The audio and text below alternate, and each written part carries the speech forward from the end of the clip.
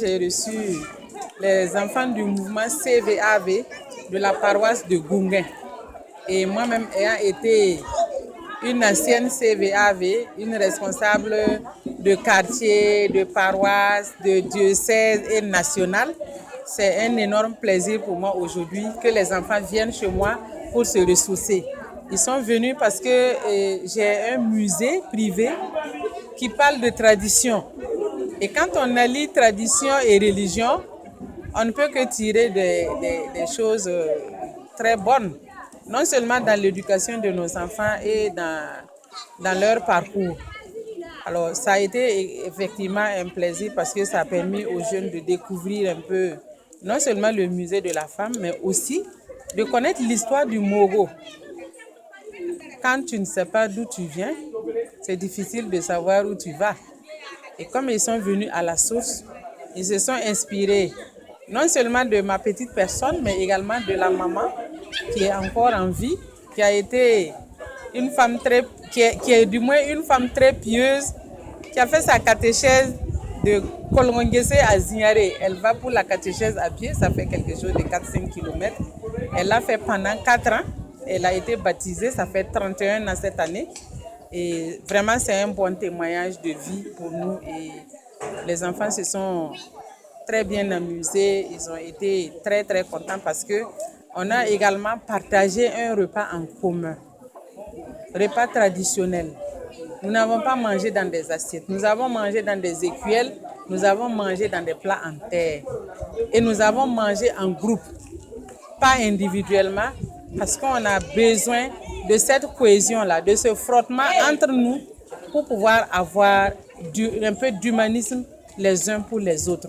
Et je pense que c'est cette pratique ancestrale qui permettait que dans nos communautés, on se retrouvait en bonne santé, on se retrouvait en paix et on communiait à tout moment ensemble.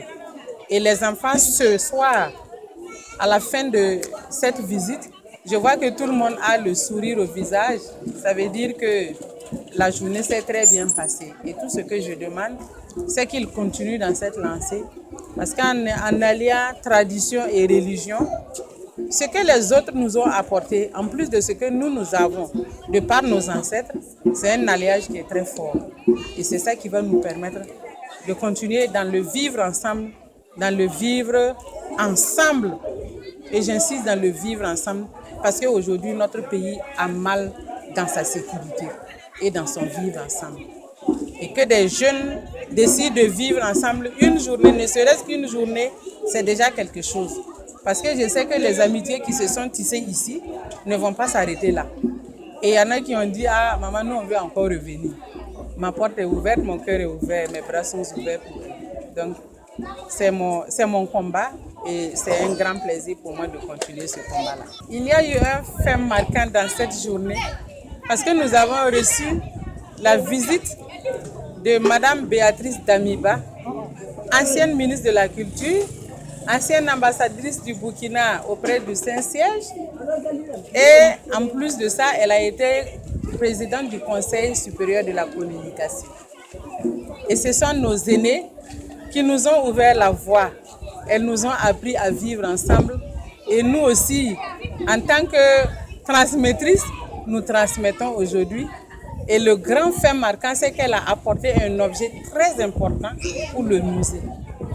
Et ça va être un objet phare parce que ça parle de nos valeurs traditionnelles. Et qu'une personnalité de cette trempe-là vienne vous offrir un objet culturel, c'est vraiment avec beaucoup d'émotion que j'ai pris ça. Et l'autre aspect, c'est que, au-delà du fait que ce soit une femme battante et tout ça, elle a été aussi une âme vaillante dans les années 54. Alors vous imaginez, cette transmission et ce partage générationnel-là était vraiment très important pour nous aujourd'hui.